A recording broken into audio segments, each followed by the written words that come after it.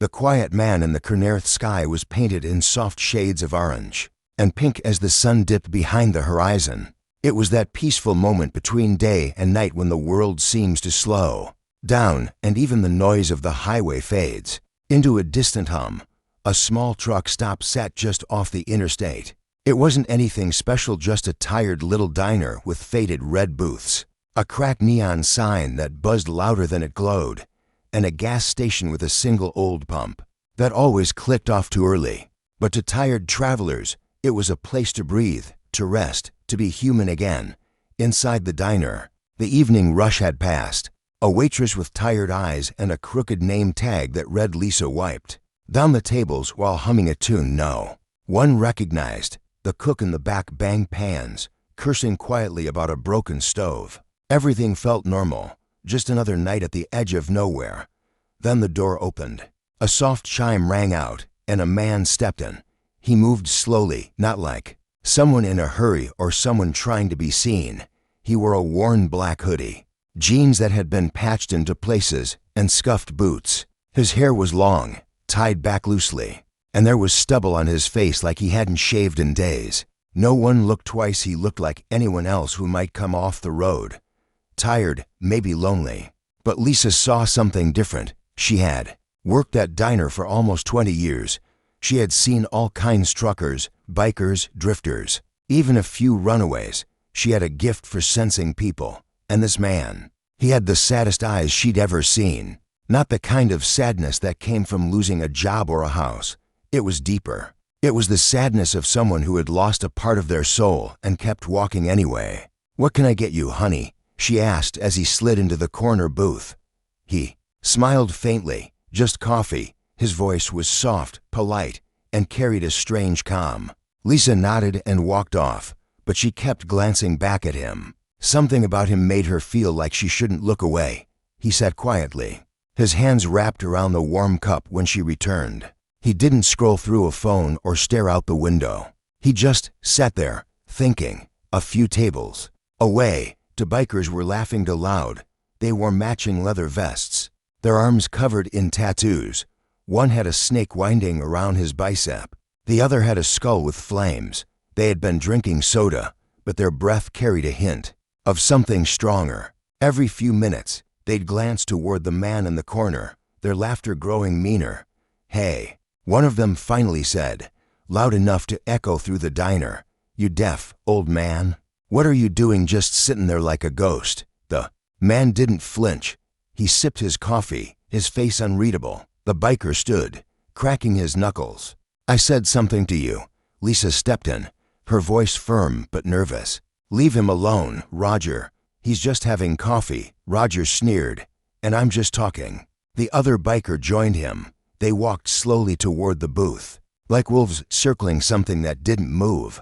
The man finally looked up. His eyes were calm, no fear, just quiet. "I'm not looking for trouble," he said gently. Roger grinned. "Too late, you found it." He slapped the cup from the man's hands. Hot coffee splashed across the table. Lisa gasped, frozen. And still, the man didn't move. "You gonna cry, old man?" the other biker jeered. But then something changed. The man slowly stood. He was taller than they expected. Not huge, not bulky, but solid. And there was something about how he moved, controlled, balanced. His eyes locked on Roger's. And for the first time, the biker hesitated. "You've got pain in your heart," the man said quietly, "and you're trying to bleed it out through someone else." Roger blinked. "What the hell are you talking about?" "I've been where you are," the man said. "You're angry at the world. Maybe the world gave you a reason, but hurting others won't fix it." For a long moment, no one spoke. Then the other biker shoved him hard in the chest. That's when everything changed. The man moved faster than anyone expected. He twisted, grabbed the biker's wrist, and flipped him onto the floor in one fluid motion. Roger lunged, but the man sidestepped and swept his leg. Roger crashed into a booth, groaning. No punches thrown, no blood, just precision, calm, and control. The diner went silent. The man looked down at the bikers. "I won't fight you, not unless I have to." Then he picked up a napkin, wiped the spilled coffee, and sat back down. Lisa stared at him, eyes wide. "Who are you?" He smiled faintly. "Just a traveler." But the truth was more complicated. Outside, a dusty motorcycle sat parked beside the gas pump. It didn't belong to the bikers. It belonged to him. On the side, barely visible under dirt and scratches, were initials, K.R. He didn't want to be recognized. Not anymore. But behind those tired eyes, behind that calm voice, was a man who had once been a legend. Years ago, he had been known across the world. Not for acting, not for movies, but for something few people ever knew.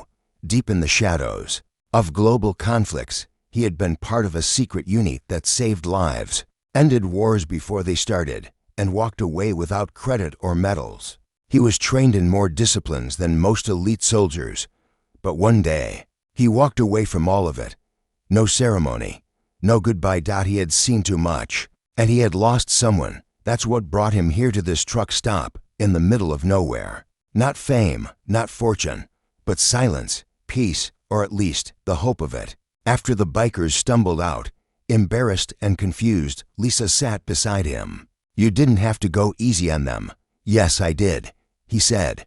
"They don't need broken bones. They need a reason to change." Lisa studied him. "You talk like someone who's seen too much." "I have," he said, "but I'm trying to see something else now." "What's that?" "Goodness," he whispered. "Kindness, people helping people, not hurting them." And in that moment, Lisa saw past the scruff, past the tired hoodie, and into the heart of a man who had carried pain quietly for years, but still chose to be gentle. But outside, someone else was watching. Across the street, inside a black SUV, a man with an earpiece lowered a pair of binoculars. He turned to the person beside him. "It's him," he said. "We found Keanu." "Does he know we're watching?" "No," the man replied. "But we're not the only ones." And with that, part one ends not with violence or a chase, but with a storm quietly building around a man who only wanted peace. But peace was not meant to last. Asterisk shadows from the past. Next morning, the sun peeked over the hills like it was afraid to shine too brightly. Mist rolled over the quiet road near the truck stop, curling around cars and street signs like silent fingers. Inside the diner, Lisa was already brewing coffee. She kept looking toward the corner booth, half hoping the quiet man from the night before would return. And then, he did. Keanu stepped through the door with the same calm as before. Same clothes, same eyes, same silence. He nodded politely, sat in the same booth, and ordered the same black coffee. Lisa brought it with a smile she hadn't used in years. "You sleep okay?" she asked, pretending not to care too much. "Better than usual," Keanu said. "Thanks." She didn't ask more. She could feel he was a man who spoke when it mattered, not just to fill silence. Meanwhile, across the highway, the black SUV from the night before was still there, parked behind a dusty billboard that read, "Fresh pie served daily." The windows were tinted. Inside, the man with the binoculars watched Keanu quietly. His name was Mason. Ex-intelligence, now working private contracts. Not exactly a friend, not exactly an enemy. But he had one job: find KeanuReeves. He tapped his earpiece. Target still stationary. Appears calm. No sign he's made us. The voice on the other end crackled. "Do not engage. Wait for confirmation from HQ." Mason didn't like waiting. He had a scar across his jaw from a mission that went wrong because someone told him to wait. But this was different. Keanu wasn't a criminal. He was a mystery, and mysteries made powerful enemies nervous.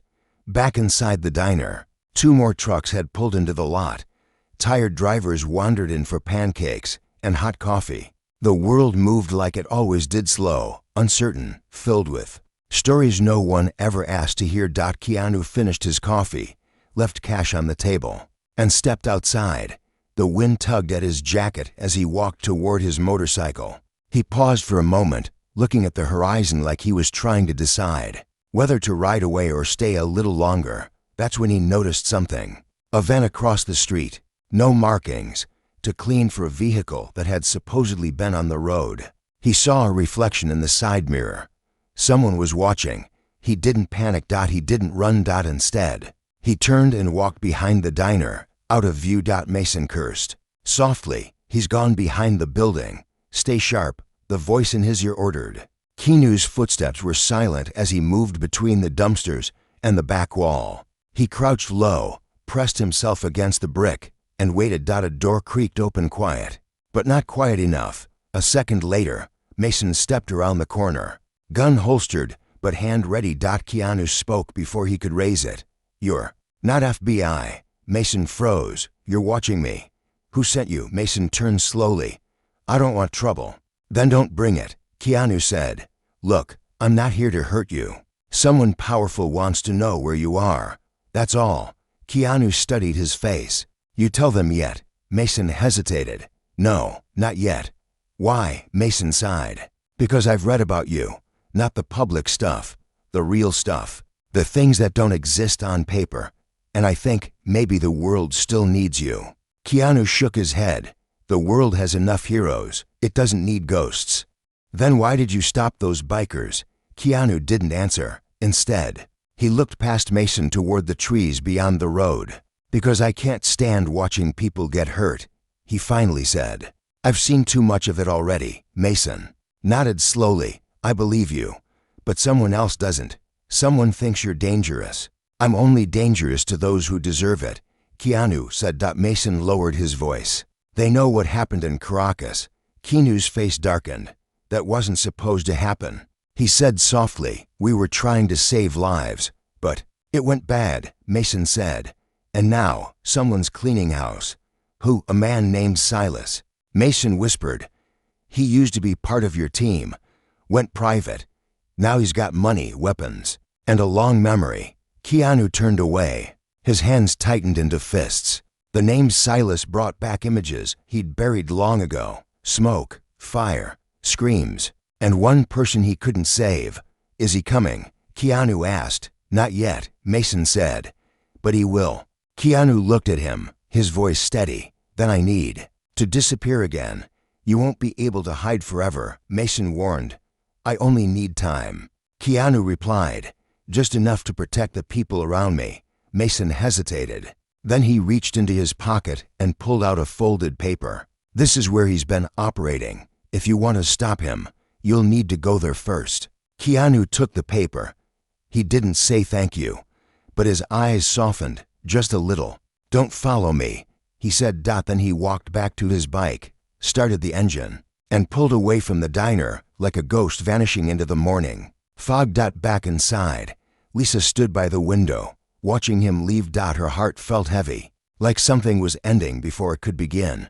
She didn't know who he really was. She didn't know his past, his pain, or the reason behind the quiet sadness in his eyes, but she knew this. He had protected her, without violence, without anger, just calm strength. She hoped he would return, but deep down, she feared he wouldn't. An hour later, the two bikers from the night before returned.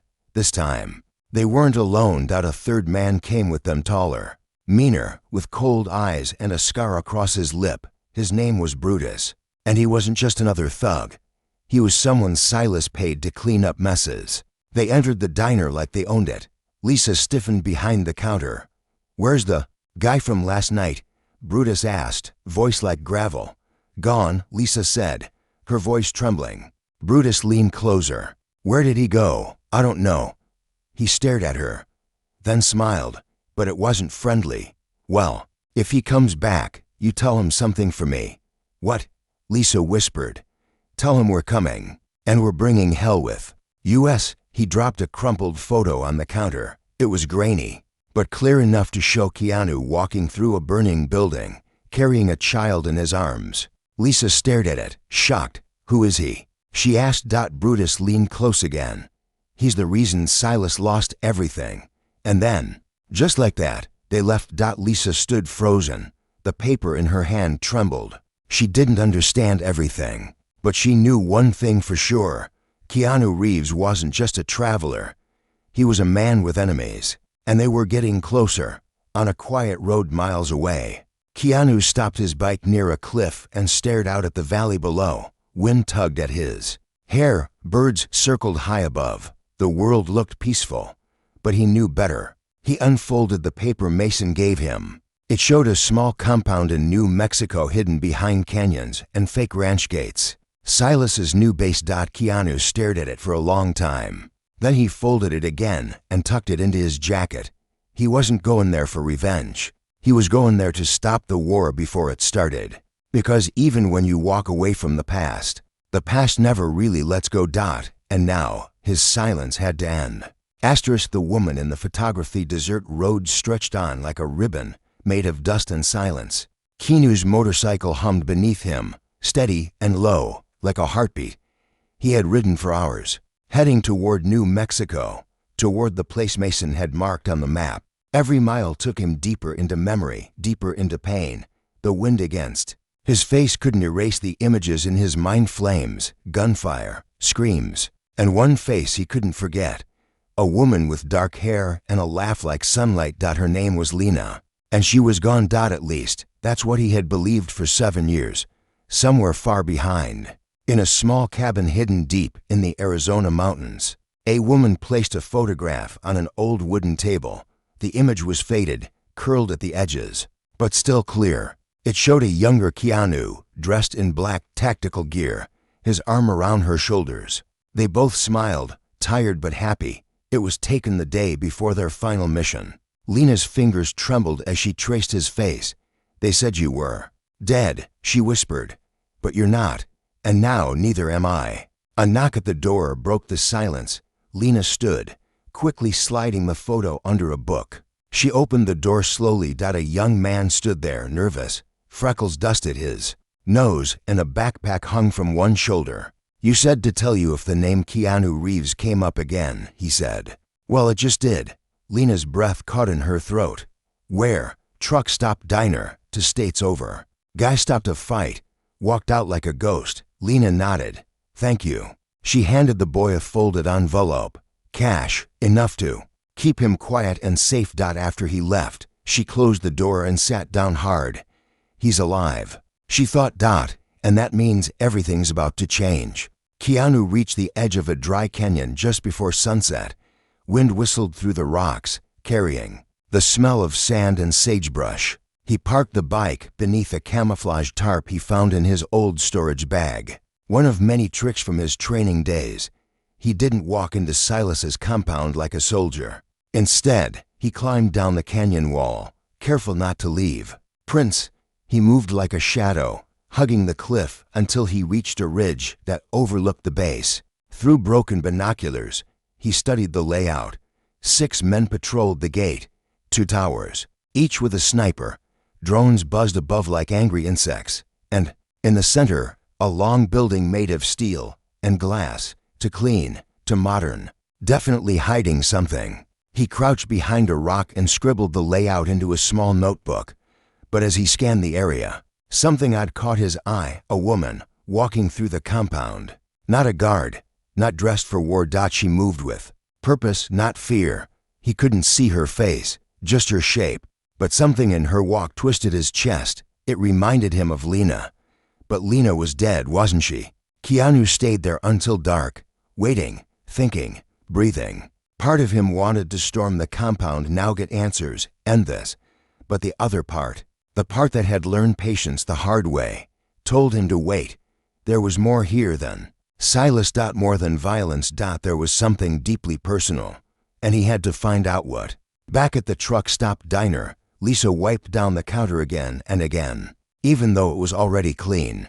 Her hands shook. Brutus's warning from earlier kept echoing in her head. She had seen the photo. She knew now that Keanu was more than a kind stranger. He was someone with a target on his back, and she was caught in the middle. Her phone buzzed. Unknown number. She hesitated, then answered. "Lisa," a woman's voice said softly. "Don't speak. Just listen." "Who is this?" "My name is Lena. I need to talk to you about the man who drank coffee in your diner." Lisa froze. "How? Do you know him?" "Because I loved him," Lena said, "and because I was supposed to die. But I didn't. Now they'll come for you, too." "Why?" "Because you helped him, and Silas doesn't forgive kindness." Lisa felt her knees weaken. She grabbed the edge of the counter. "What do I do?" she whispered. "Pack a bag. Leave tonight. Go somewhere quiet. Don't use your real name. Don't talk to anyone about him. And if he ever comes back, tell him I remember." The line went dead. Lisa stood in silence for a long time. Then she turned off the diner lights and started walking home, her heart heavier than ever before. Back in the canyon, Keanu watched as lights came on in the compound. He saw the woman again this time closer. She walked through a hallway lit by floor lamps, and when she turned her head slightly, just enough for the light to hit her face, his heart stopped. It was Lena. Alive, that moving. Breathing. Keanu dropped the binoculars and closed his eyes. Pain and joy collided in his chest, leaving him speechless. His hands trembled. The woman he had mourned, the woman he had loved, the woman he had buried in his dreams every night, she was right there. But if she was there, that meant Silas had her. Was she a prisoner? Was she working for him? Or worse, was she helping him? Keanu didn't know what to believe, and that uncertainty was worse than any bullet. He stayed hidden through the night, too stunned to move, too afraid of what the truth might be. Inside the compound, Lena moved quietly through the halls, her face expressionless. She passed rooms filled with weapons, computers, and men who watched her like a shadow. She didn't speak to them. She didn't need to. Her orders came from Silas directly, but she wasn't working for him. Not truly. She was surviving, pretending. Watching. Waiting for the right moment to escape. But now, something had changed. She had seen the security footage. The man on the motorcycle. He hadn't looked back at the camera, but she would know his posture anywhere. Keanu was alive, and for the first time in years, she allowed herself to hope. The next morning, Keanu quietly made his way back to his bike and rode to an old safe house, a shack buried behind a line of dead trees. He hadn't been there in years. The door creaked open like it was welcoming him home. Inside, he found dust, cobwebs, and a sealed box marked with the letter L. He sat on the floor and opened it. Inside were photographs, letters, a small necklace, and a worn journal Lena used to carry. It still smelled like her lavender and leather. He ran his fingers over the cover, unable to breathe. He had spent years trying to forget. But now, the past was knocking at his door again, and this time, he wasn't going to run. He opened the journal, and on the first page, in Lena's handwriting, were 6 words that hit him like thunder. "If you're reading this, I'm alive." Keanu stared at the words, his hands shaking. Emotions surged through him: grief, joy, fear, hope, all mixed into something he couldn't name. He read on. Lena had written the journal in secret. In case anything went wrong, she had hidden it in the safe house after their last mission. Before everything exploded, the pages detailed Silas's corruption, the deals he made in the shadows, the betrayals, the experiments. Keanu stopped reading. Lena wrote about how Silas had been trying to build something beyond soldiers. He was experimenting on people, war survivors, refugees, even children. "I had to stay inside to stop him," she wrote. "I let him believe I was loyal.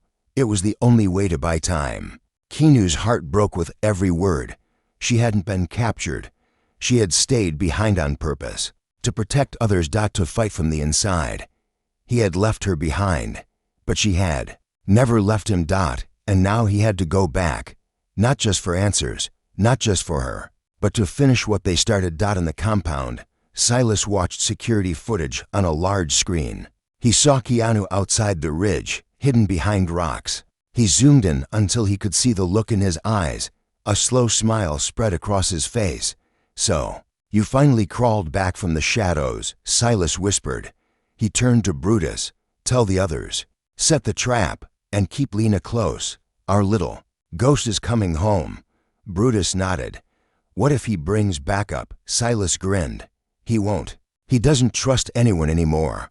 And if he finds out she's alive, then we'll make him choose." Silas said coldly, "Save her, or stop us." The ghost returns. The sun was high over the desert, casting long shadows across the sharp rocks and dried grass. The wind carried dust across the canyon, but Keanu didn't notice it.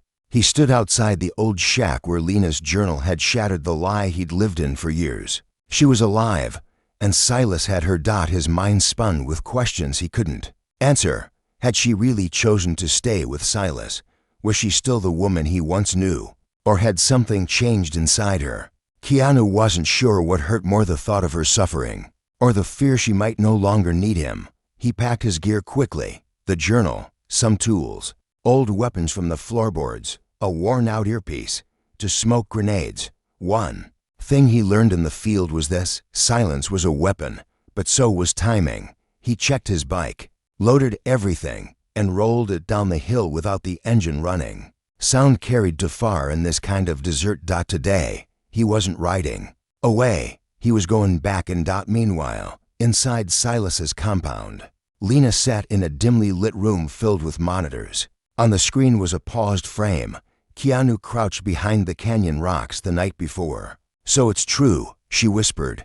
"You really came back." She reached for the keyboard, typing a quick command that erased the footage. She knew Silas would notice eventually, but not right away. And with luck, that delay would buy Keanu the few precious hours he needed.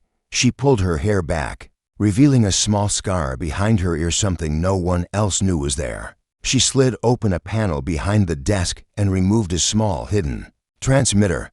She had built it over months using parts stolen one by one. She clicked it on, then whispered into the tiny mic, "Keanu, if you hear this, don't come for me. They'll use me against you. Don't be a hero." She paused. "But if you're already here, then aim for the eastern wall. It's the weakest." And Keanu, she swallowed hard, "I never stopped loving you." Then she shut it off, hit it again, and stood up. Her legs trembled, but she walked tall. If Silas found out, she'd pay for it. But she didn't care anymore. There were only two paths now: freedom or fire. Keanu had already crossed the canyon by the time the message went out. He didn't hear it, but he didn't need to. His instincts told him everything. Something inside the compound had changed. The guards were jumpier, the patrols tighter, and the snipers, they weren't watching the perimeter anymore. They were watching inside. He knew a trap when he saw one, and still, he went in. He moved through the brush and reached the eastern wall, just like old times. He timed his breaths with each step, his heartbeat slowed, focused, trained. He planted a charge low, quiet, small, just enough to open the path. It blew softly, a puff of dust. He slipped inside and hugged the shadows. Every hallway was familiar and unfamiliar at once. Silas had rebuilt the place, but some of the bones remained. Keanu moved like a memory, returning to the house that buried it. Down one hall, he saw Brutus talking to two guards. "Boss says the ghost's coming tonight." Brutus grunted.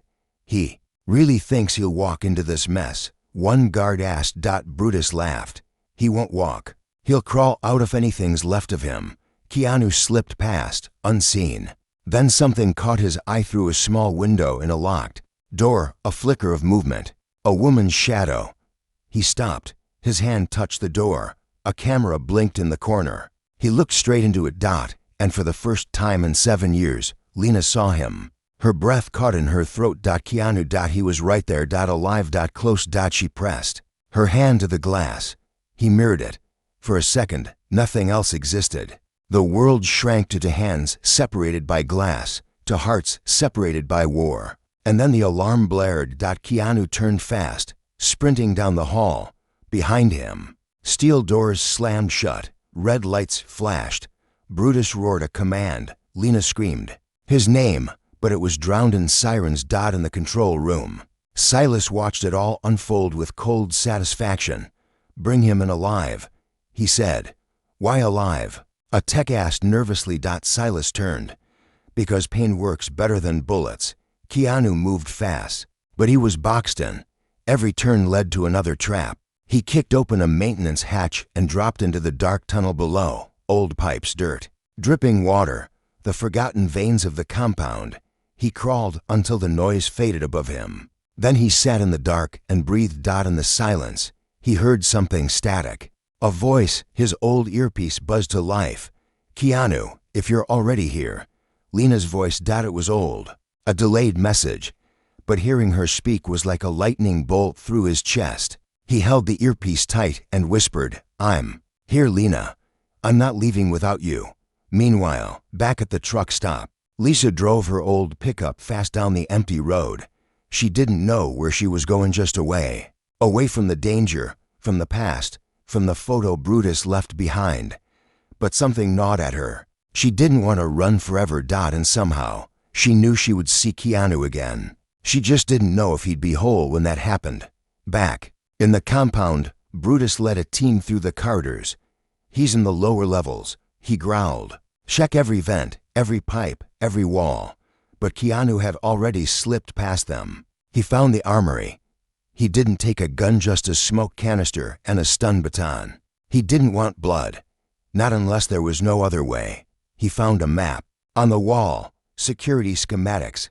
Lena's room was marked, to guards at the door, and Silas's office at the center. Keanu made his plan.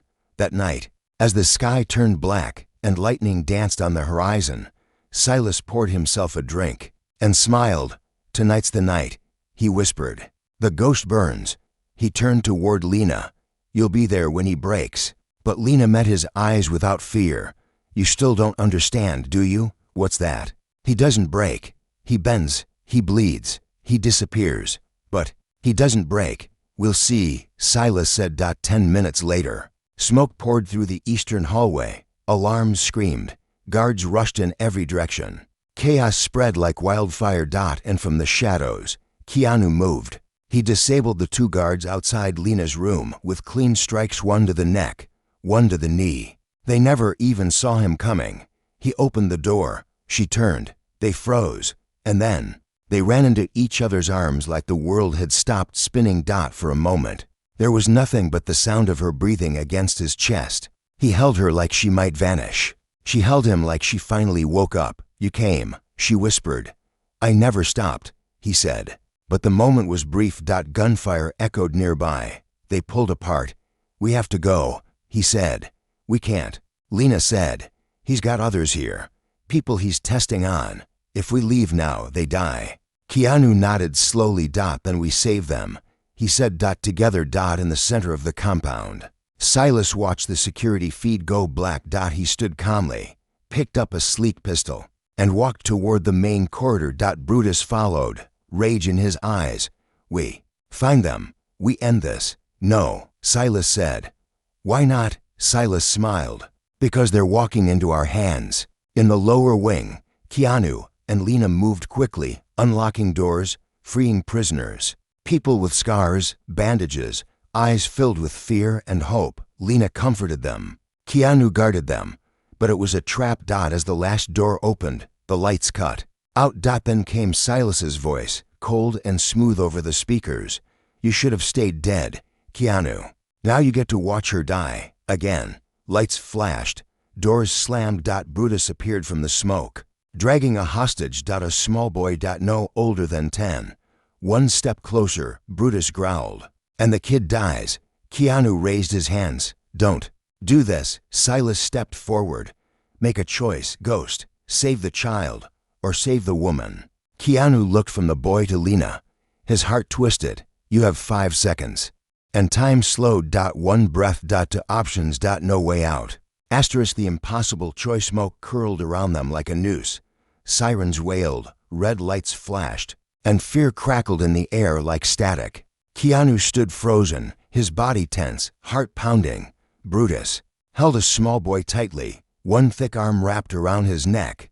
The kid's eyes were wide with fear, tears streaking down dirty cheeks. Silas stood beside Brutus, a twisted grin on his face. "Come on, Keanu," Silas said, voice cruel and calm. "What's it going to be? Save the woman you love, or save a stranger's child?" Keanu's eyes darted between the boy and Lena. Lena was breathing fast, her hands trembling. She knew this was Silas's game. Break his heart, force him to fail, make him choose one pain over another. "Let the boy go," Keanu said softly. "You don't need him," Silas laughed. "But I do. You're a weapon, Keanu. Always have been." "And what's the best way to break a weapon? Force it to betray itself." Keanu slowly stepped forward, hands raised. "I'll trade myself," he said. "You let them both go. I won't fight. I won't run. You win." Brutus tightened his grip on the boy. "He thinks he's still in control." Silas held up a hand. "Interesting offer. But you know me, Keanu. I don't take trades from men." Who lie? You'd escape the second I blink. Keanu's voice cracked. You don't have to do this. Silas nodded toward Brutus. Kill the boy. Everything happened at once. Keanu threw a smoke canister to the floor, blinding white clouds, swallowed the hallway. In the confusion, he dove forward, grabbing a loose metal rod from the ground and swinging it upward. He struck Brutus's arm. The boy dropped. Lena grabbed him and pulled him back as Keanu and Brutus crashed into the wall. Fists flew. Grunts echoed. Silas shouted for backup. But Keanu was faster. Smaller, yes, but trained, precise. Brutus roared and swung wildly. Keanu ducked, slipped behind him, and landed a hard kick to the back of his leg. Brutus fell to one knee, but not for long. With a growl, Brutus charged, slamming Keanu into the wall. Pain exploded in Keanu's ribs. He gasped, but held his ground. Behind them, Lena pulled the boy behind cover. Then she grabbed a fallen taser from a stun guard and ran. Forward, Keanu, she shouted. He looked up just in time to see her toss it through the smoke. He caught it, spun, and jammed it into Brutus's side. The big man screamed and collapsed. Keanu turned, coughing from the smoke. Silas was gone. They didn't have long. Are you okay? Lena asked the boy. He nodded shakily, still too scared to speak. We have to get out of here, Keanu said, limping slightly. Lena pointed toward the far hallway. This way. There's an old service tunnel. I used it once to sneak out for supplies. They moved quickly, leading the boy and the other freed prisoners through the twisting halls. Alarms still screamed. Guards were closing in, every shadow held danger. But together, they moved like a single force. Keanu guiding, Lena supporting, the others following the spark of freedom that suddenly felt real. They reached the tunnel. Lena opened the hatch. Go, she shouted. One by one, the group disappeared into the dark, but then bang. A shot rang out. Keanu turned, eyes wide. Lena had been hit. Her shoulder jerked back as she fell against the wall. Keanu caught her before she hit the ground. No, he whispered. Stay with me. She gritted her teeth, blood trickling down her arm. It's not bad, she said. I've had worse. But Keanu could see the pain in her eyes. I'll carry you, he said. No, she said firmly. You carry the boy. I'm not leaving you. Lena grabbed his face with both hands, her eyes fierce. I didn't stay behind for 7 years just to lose you now, she said. Get them out. Then come back for me, Lena. Please, she whispered. Go. Keanu hesitated. Every part of him wanted to refuse, but the boy tugged at his sleeve. Please, mister, he said softly. Help her later. Get us out now. Keanu swallowed his pain, nodded, and gently lowered Lena behind cover.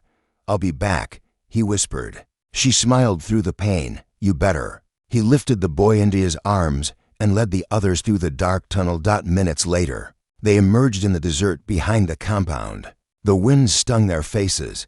Stars blinked above. Freedom. Keanu made sure everyone was accounted for. He turned to the boy. Stay with them. Don't move. I have to go back. But just as he turned, a figure stepped out from the rocks. Mason. The spy from before. He held a rifle, lowered, not aimed. You're bleeding, Mason said. She's inside. Keanu replied. She's hurt. Mason nodded. I brought help. 2 more figures appeared, old allies from Keanu's past. Silent, sharp, loyal. You said you were done, Mason said. Keanu looked back at the tunnel. I thought I was. What changed? Keanu's voice was steady. She lived. Inside the compound, Lena pressed herself against the wall, breathing slow. Blood soaked her shirt. Footsteps echoed nearby. Silas's men, sweeping the halls. She pulled a small blade from her boot. If this was the end, she'd go down fighting. But then the lights cut out. A thud, a scream, and silence. A hand reached out from the shadows and touched hers. Keanu. He pulled her close, wrapped her arm over his shoulder, and lifted her gently. You came back, she whispered. Always, he said. They moved through the smoke, back through the halls. With Mason and the others clearing the path, guards fell, doors cracked open. The compound was collapsing from within. They reached the tunnel entrance. Sunlight streamed in from the other side. But before they could escape, Silas stepped into the hallway, gun drawn. His face was calm, but his eyes burned with rage. "You ruined everything," he said. Keanu stood in front of Lena. "You did that yourself. You think this ends here?" Silas sneered. "You think saving a few broken people makes you a hero?" "I'm not a hero," Keanu said. "Then what are you?" Keanu stepped forward. "I'm the man who came back." Silas raised his gun. But Mason shot first. Silas dropped to the floor, stunned, weapon clattering away. "We don't kill unless we have to," Mason said. Keanu nodded. He picked up Silas's gun and crushed it against the wall. "No more weapons," he said. "No more war." They emerged from the compound into the early morning light. Lena leaned against Keanu, tired but smiling. The boy ran into her arms. Others followed, free, whole, and alive. Behind them, the compound burned. Sirens echoed in the distance. Federal agents coming to clean up what was left. Mason turned to Keanu. "What now?" Keanu looked at the rising sun. "We find peace," he said. "Think it'll last." Keanu looked at Lena, and for the first time in years, he smiled. "For real, maybe this time," he said. "It will." But far away, in a dark room, someone watched the news on a cracked screen. The footage showed Keanu helping survivors into trucks, guiding them with quiet strength. A woman stepped into the light, her eyes cold, calculating. She turned to her assistant. "He's still alive," she said. "What do we do?" the assistant asked. The woman stared at the screen. "We wait," she said, "and when he lets his guard down, we finish what Silas started." A new silency sun rose over the desert with quiet strength. Warm orange light touched the broken ground, spilled over the hills, and fell gently on the faces of people who had just survived the fire. Smoke still rose behind them, thin columns drifting upward from what used to be Silas's compound. Keanu stood at the edge of a hill, watching the wind carry the past away. His black jacket flapped gently, and for once, he wasn't holding a weapon, not a gun, not a plan, just silence. Lena walked up beside him, her shoulder wrapped in white gauze. She leaned into him, and he didn't pull away. "We made it," she said. Keanu nodded, somehow. Behind them, the survivors sat by trucks and vans provided by the agents who came after. Food was handed out. Wounds were treated. No one cried. Not yet. The numbness of escape still held them. Mason approached quietly. "They're loading up. Now, the feds will take them to safe zones. They deserve better than zones," Keanu replied. "They deserve homes," Mason nodded. "We'll try."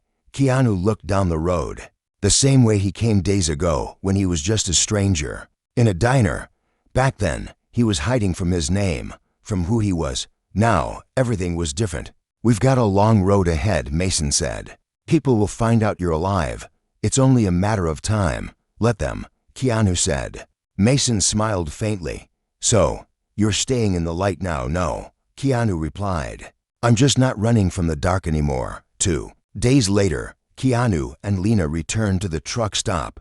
The same old gas pump, the same crooked neon sign. It still buzzed, still flickered. Inside, Lisa was pouring coffee like she always did, but her hands froze the moment she saw them walking. "You're back," she said. Keanu smiled softly. "I promised." She stepped out from behind the counter and hugged him, tighter than he expected. Then she looked at Lena and nodded. "You must be her." "I am," Lena said. "And thank you for being kind to him. He needed it," Lisa said. "But I think you already knew that." They sat in the corner booth again, just like the first time. Lisa brought coffee, no questions asked. Outside, the world moved on cars, wind, sunlight, but inside, it was quiet, peaceful. "It's strange," Keanu said. "I came here to disappear." And Lena asked. "I found myself instead." Later that night, they walked behind the diner, to the same spot where Keanu first realized he was being watched. The desert stretched out before them, endless and silent. "Do you ever think it's really over?" Lena asked. "I don't know," Keanu said. "But maybe we don't need to fight anymore. Maybe we just live." He nodded. "Yeah, maybe we just live." They stayed there until the stars came out, talking softly, remembering the old days. grieving what they had lost but quietly grateful for what remained. But far away, in a concrete room lit only by blue monitors, the woman with the cold eyes was still watching. She had no name, no past, only a mission. "The ghost has returned," she said to her assistant, "and the world already sees him as a hero. Should we act now?" The assistant asked. "No," she whispered. "Let him rest. Let him heal. Let him believe the war is over." "Why?" "Because when we take him," she said, "we want him strong, not broken." The screen flickered. On it, Keanu and Lena sat on the diner steps, laughing softly. The woman touched the screen gently. "Soon," she said. Then she disappeared into the dark. Days passed. Weeks. Life settled into something that felt like normal. Keanu helped rebuild homes for the rescued. Lena started teaching kids at a small shelter nearby. Lisa hired a new waitress, and the truck stop got a fresh coat of paint. Even the neon sign worked better now. People came and went, unaware that the quiet man serving food in the back once dismantled entire terror networks. With nothing but his mind and his hands, Keanu didn't talk about the past anymore. He didn't need to. He was building something new. Not just with bricks and wood, but with kindness. With silence. With peace. One evening, as the sun dropped below the horizon, Keanu stepped outside the diner and watched a family of travelers fill their car with gas. The father smiled and waved. The children laughed. Lena came out, holding 2 cups of coffee. She handed him one. "You okay?" she asked. He sipped and smiled. "Yeah." She rested her head on his shoulder. "You still don't talk much," she teased. "I say what matters. What matters now?" He looked into her eyes. "You do." For the first time in years, Keanu wasn't running. He wasn't hiding. He wasn't fighting ghosts. He was just living. And in the silence between heartbeats, in the stillness of a small truck stop that most people passed without a second glance, a man who had once been trained to destroy had finally found a reason to heal. But deep inside, beneath the calm, he knew the peace might not last forever. And if the shadows came again, he'd be ready. Not because he was a ghost, not because he was a legend. But because he had something worth protecting. And this time, he wouldn't fight alone.